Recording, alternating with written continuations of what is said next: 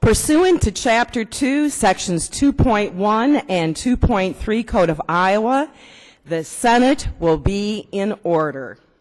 The prayer this morning will be offered by Sister Dorothy Schwenninger of the Franciscan Sisters of Dubuque. She is also a community activist for justice in our community. She is my guest. Please remain standing for the Pledge of Allegiance, led by Senator Darrell Beal.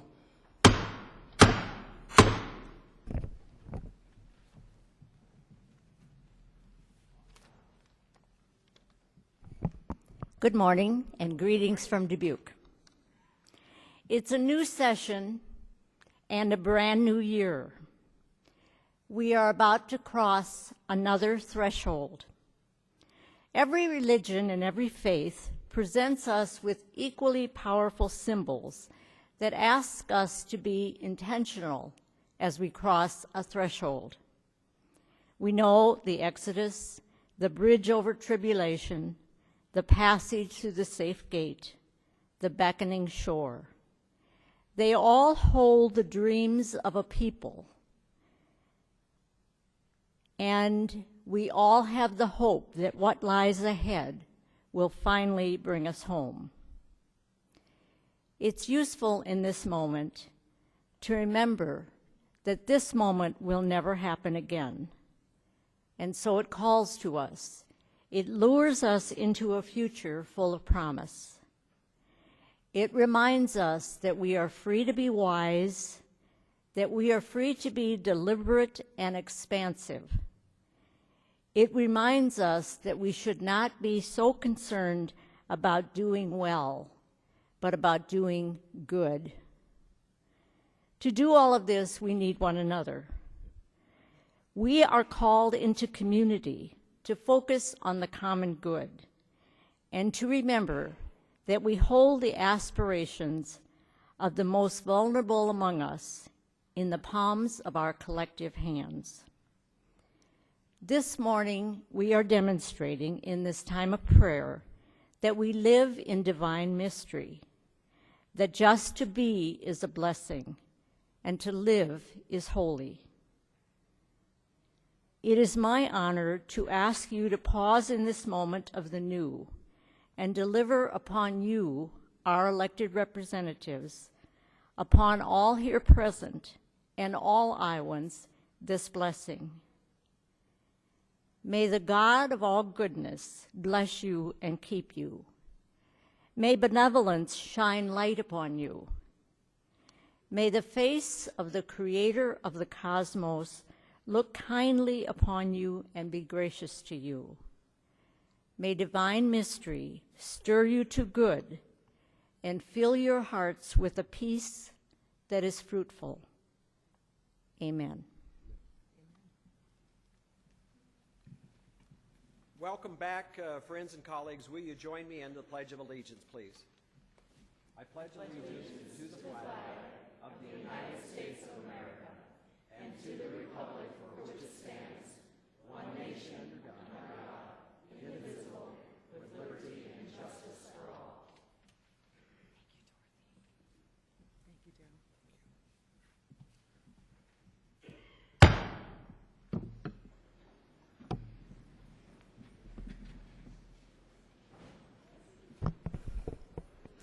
Good morning, everyone. I actually really missed working with all of you during the interim, so I'm glad to be back and back at it. Welcome to the 2014 session of the 85th General Assembly of the Iowa Legislature. And let's give a very special welcome to our newest member, Julian Garrett. Is Julian here this morning? Yes.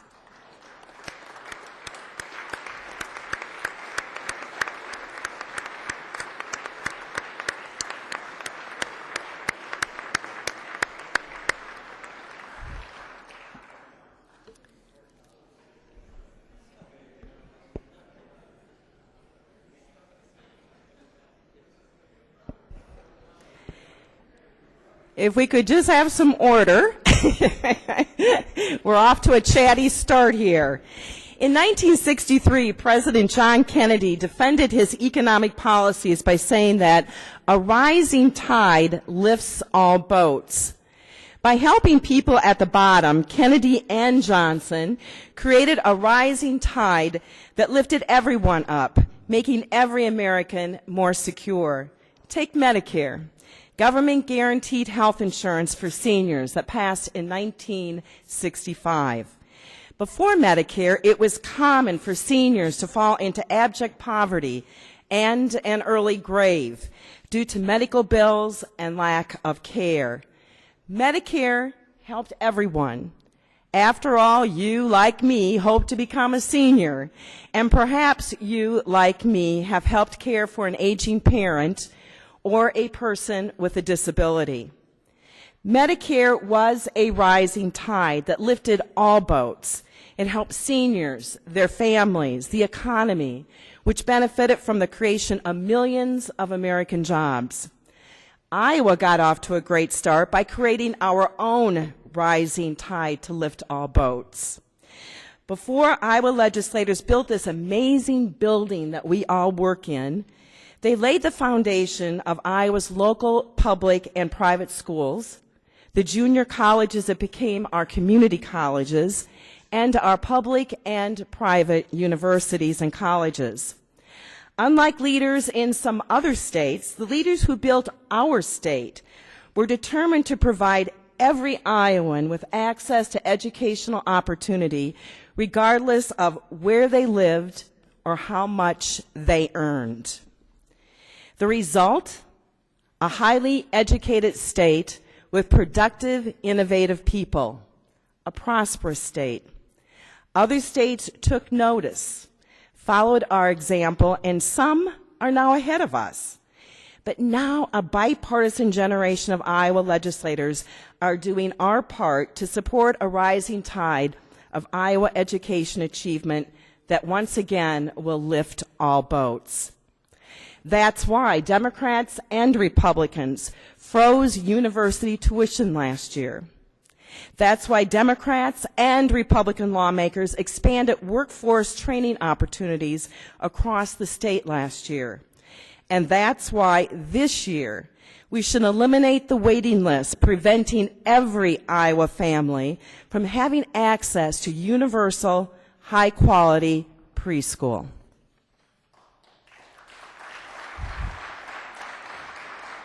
When Democrats and Republicans increased the earned income tax credit last year, we helped thousands of low-income wage earners make ends meet.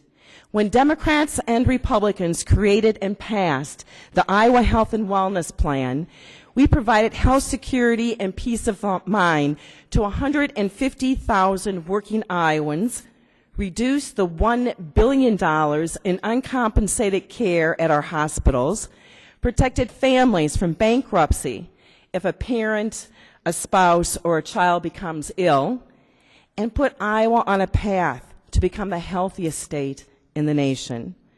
But there are still too many Iowans, especially children, who have been left behind. Over the last 30 years, American workers have led the world in productivity gains. Despite working harder and producing more with less, with lower costs, the vast majority of Iowans have not seen much real wage growth. That's happened even as Iowa workers have become more educated and more skilled. As a result, 44% of Iowa's children under the age of 5 live in homes that cannot meet their basic needs of food, shelter, childcare. It's shameful. As state leaders, we should be embarrassed and deeply concerned about those children. The effects of so many Iowa children growing up in poverty will have a profoundly negative impact on the social and economic well-being of our state. And that's why I share Governor Branstad's goal of reducing the number of Iowans who currently have to rely on public assistance programs to meet their basic needs. It should be our number one goal. We must expand Iowa's middle class. We must help more Iowans with enough to provide for themselves and their families. It is time to raise the Iowa minimum wage.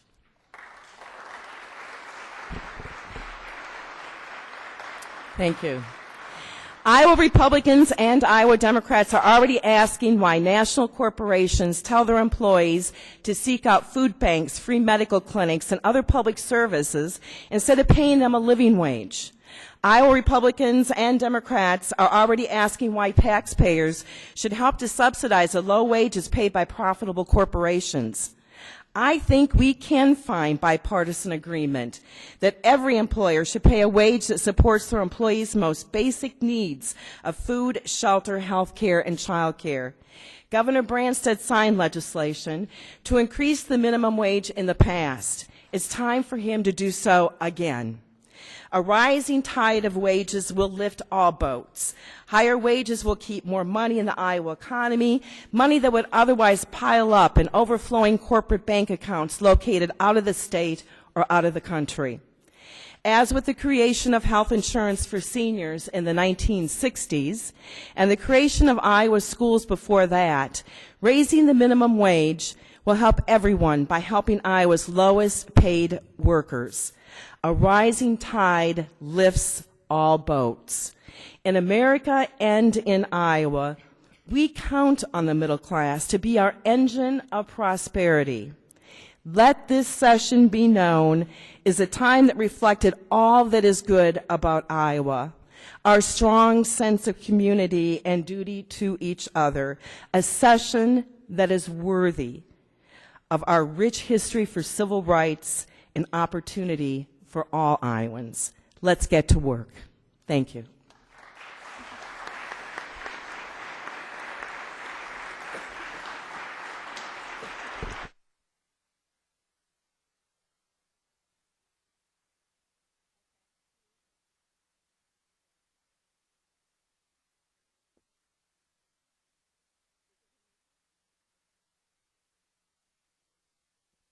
Thank you very much.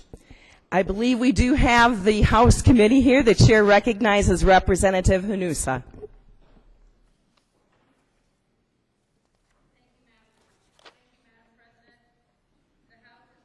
Organized and ready to receive any communications it might desire to transmit. Thank you very much. The message will be received. The Chair now recognizes the Senator from Pottawatomie, Senator Gronstal. Thank you, Madam President. Welcome back, everybody. It's good to have you here. Before I talk about what I hope we can accomplish this session, I'd like to talk and reflect for a moment on some of the things we did for our constituents last session. Often we don't appreciate the positive impact that our decisions as legislators have on Iowans across this great state. So let me start this session by talking about 3 Iowans who got a ticket to a better life because of what we did last session. Donald Catter-Henry is from Mason City. Thanks to a gap tuition program we funded last year, he's earned his commercial driver's license at North Iowa Community College and is now employed by TMC Transportation. A couple of years ago, Constancia Hansen was a dietary aide at the Stratford Nursing Home, struggling to earn enough to support her 2-year-old son. Thanks to our investment in workforce training, she earned her GED and completed a non-credit class to become a certified nurse's aide at Iowa Central Community College. Constancia is now a CNA at the Stratford Nursing Home, can now support herself and her son, has her own place and a car, and is thinking about earning a nursing degree. Jade Johnson lives in Council Bluffs. After working late nights as a bartender, Jade recently completed the Certified Medical Coding class at Iowa Western Community College, thanks in part to the GAP Tuition Assistance Program. Today, Jade is earning more to support her family, and she's there with her kids at night when they go to bed and on the weekends. We should be proud of Donald, Costancia, Jade, and many, many other Iowans like them. With a little bit of help, they improved their skills and qualified for career opportunities in high demand in our state. They're building a better life for themselves and their families, and also helping Iowa grow. These are just 3 examples of our ongoing effort to expand and strengthen Iowa's middle class. I'm proud that even though Iowa has divided government, the legislature and Governor Branstad delivered for people we represent and the state we all love. We find common ground because if we don't, nothing gets done. And I know beyond a shadow of a doubt that each and every Democratic and Republican member of the Iowa House and the Iowa Senate and the Republican Governor Branstad wants to do something to help our state move forward. Strengthening and expanding Iowa's middle class is what each of us should be thinking about from the moment we walk into this building in the morning to the time the doors close behind us at night. Last year, we did the right thing by investing in community colleges, freezing tuition at our public universities, and expanding the earned income tax credit. But when it comes to our local schools, pre-K through high school, our record of bipartisan accomplishment is decidedly more mixed. Last year, we finally approved reforms designed to improve Iowa schools by increasing our support and training for teachers. But there are still many parents, teachers, school board members, business leaders, and community volunteers who are skeptical that the legislature and governor will make good on our promises on education. I don't blame them. Iowa's Democratic Senate, Republican-controlled House, and Republican Governor Branstad are sending mixed messages when it comes to supporting our local schools. On the one hand, Iowa law has long required the legislature to give local schools funding high priority treatment ahead of most other issues.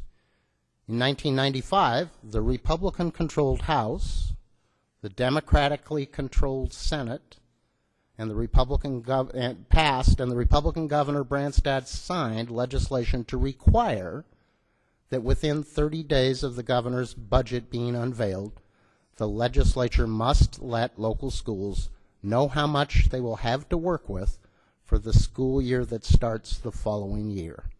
It's the law. Since Democrats and Republicans started sharing control of Iowa state government in 2011, the Senate has followed the law on school funding, and the House has ignored the law. That is bad news for Iowa schools.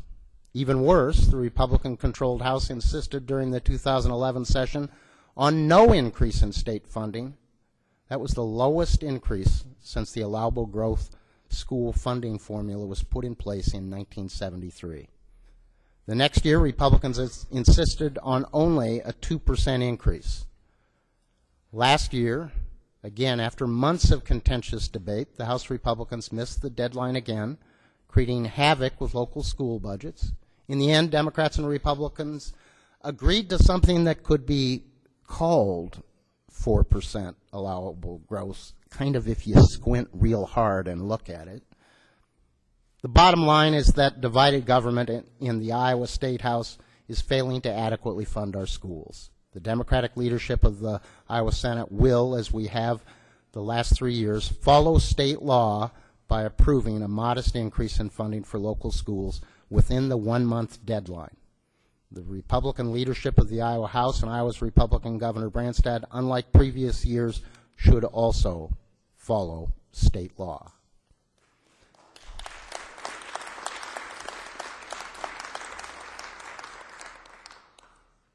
After several lean years, it's time to start investing in our schools again. Our budget is balanced. We have record high amounts in our reserve funds. Tomorrow, the governor should step up and lead by proposing a modest increase in basic state funding for Iowa schools. Let's again show Iowans we can work together and put their top priorities ahead of party politics. Let's show that Republicans and Democrats agree that there is nothing more important to Iowa's economy and our bipartisan goal of expanding the middle class than our children's education. Thank you, Madam President.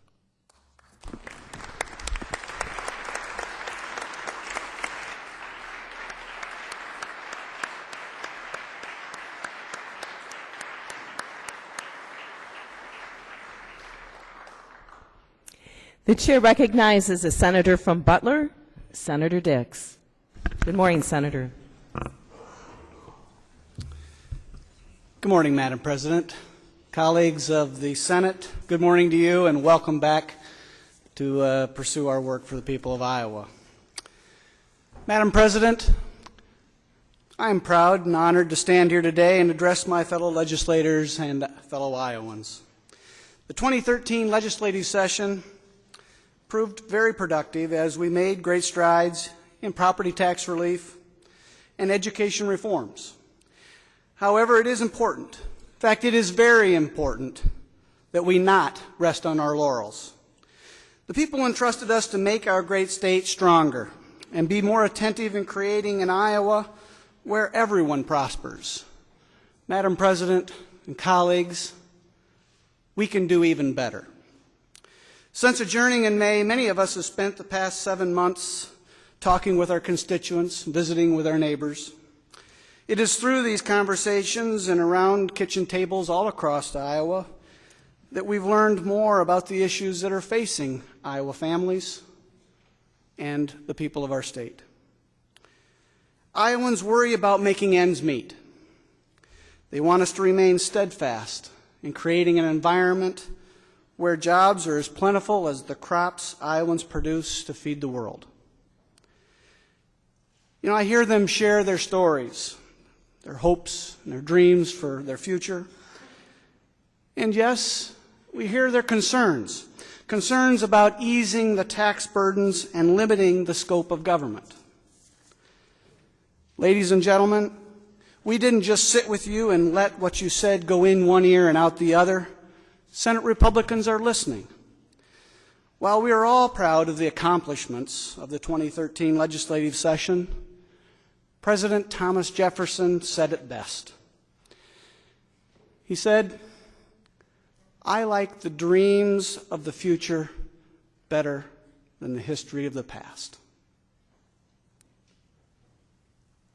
We must all be mindful of the issues that are impacting Iowa's families and act responsibly in 2014 with sensible legislation to strengthen our economy, foster job creation, and provide Iowans an opportunity for world-class education. Now, new federal taxes that have been passed by Congress, they are looming on the horizon to fund such things as Obamacare, among other government programs. And at the end of the day, these new taxes, they will burden the middle class, and they'll burden many Iowa families. Colleagues, it is up to us. It's up to each of us as state lawmakers to help ease that burden. We must explore income tax reform to put more money back in Iowans' pockets, as well as make Iowa more appealing for businesses looking to expand and looking to relocate here in our great state. With our state growing stronger, Iowa is in a great position to achieve economic success. Senate Republicans know that we must remain focused on providing substantial tax relief, which empowers hard-working Iowans. Significant tax relief emboldens businesses and leads to future job creation. A strong Iowa has a business climate that is as rich as the soil where our farmers flourish. We must reduce the regulatory and tax burdens on those who create jobs, because those who work hard to earn their money, well, they tend to spend it more wisely than those who collect it through tax levies. With the reform packages passed in 2013, it is vital that we maintain fiscally responsible budgeting practices. We need to ensure that commitments we made to Iowans in regard to education and to property tax relief, and reform, that they are met in the coming years without burdening Iowans with additional new taxes. And Madam President, though our coffers are full, it is important to keep our eye on minding the store. We, as legislators, must exhibit bold leadership by insisting that we return some of the overpayment in tax money back to the people. After all, it is their money. It doesn't belong to us. It doesn't belong to any of us. It belongs to the people. There are many who believe that the 2014 legislative session may not be as productive as last year. Colleagues, I disagree. There's a lot of work still to be done on behalf of Iowans, and Senate Republicans give you our assurance we will not give up the fight. That is the government that Iowans expect, the representation that Iowans deserve, and the leadership that Iowans elected us to provide. It is through hard work, dedication, and determination we will create a legacy of opportunity for all Iowans in the future. Madam President, let's make it happen.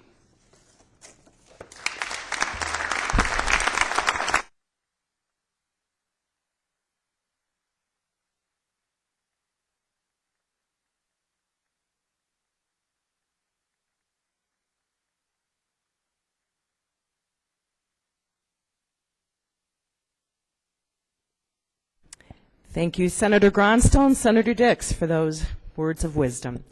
The chair now recognizes the senator from Potawatomi, Senator Gronstal. Thank you, Madam President. Madam President, I move that a committee of 3 senators be appointed to notify the House of Representatives that the Senate is organized and ready for business. You have heard the motion of the senator from Potawatomi, Senator Gronstal.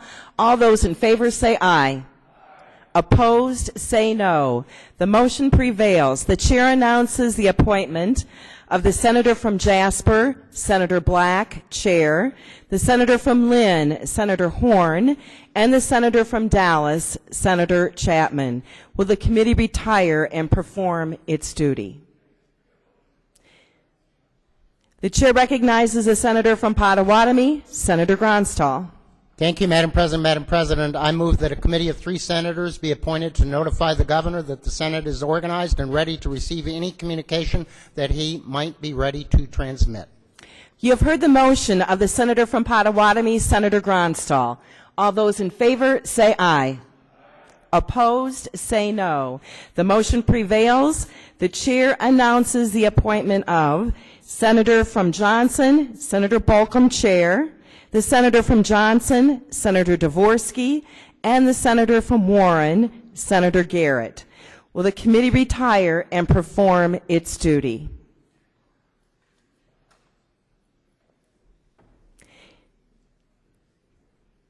The chair recognizes the senator from Potawatomi, Senator Gronstal.